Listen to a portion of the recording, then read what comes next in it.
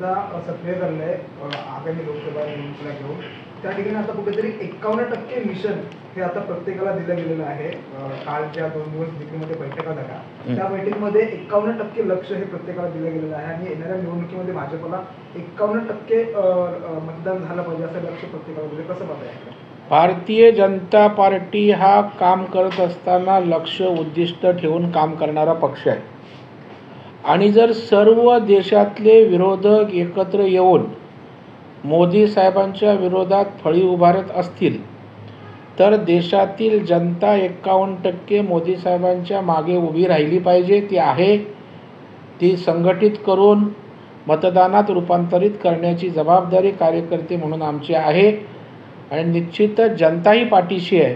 म्हणून सरकारी पक्षाच्या सत्ताधारी पक्षाने या ठिकाणी या मोहिमेत 51% साध्य करण्यासाठी त्या ठिकाणी कामाला लागावं अशा प्रकारची आमची भूमिका आहे। त्या दृष्टीनं त्या ठिकाणी निश्चितच आम्ही काम करतोय आणि कार्यरत राहू।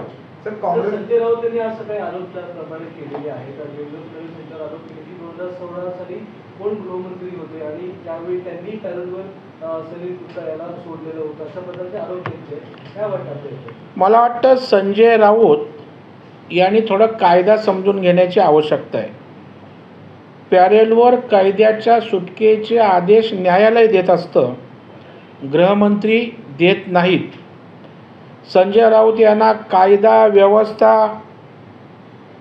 नियम कशाचेच काडीचे ज्ञान नाही, मात्र माध्यमांना ते कळतंय।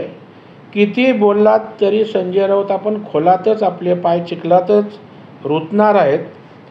सामान्यांच्या पैशावर डल्ला मारणाऱ्या सुजित पाटकरचे आपल्याबरोबर फोटो आहेत, ते पहिले दाखवा।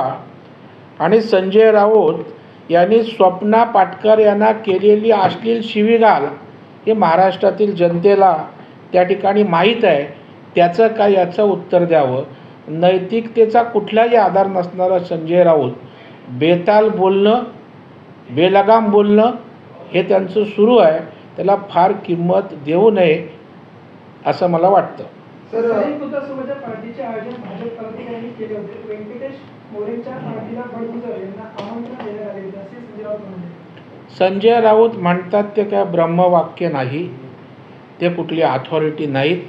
त्यांना काय वाटत असेल, चौकशी चालू आहे, बडगुजर त्या ठिकाणी देतील, पोलीस योग्य असेल त्याची दखल घेतील।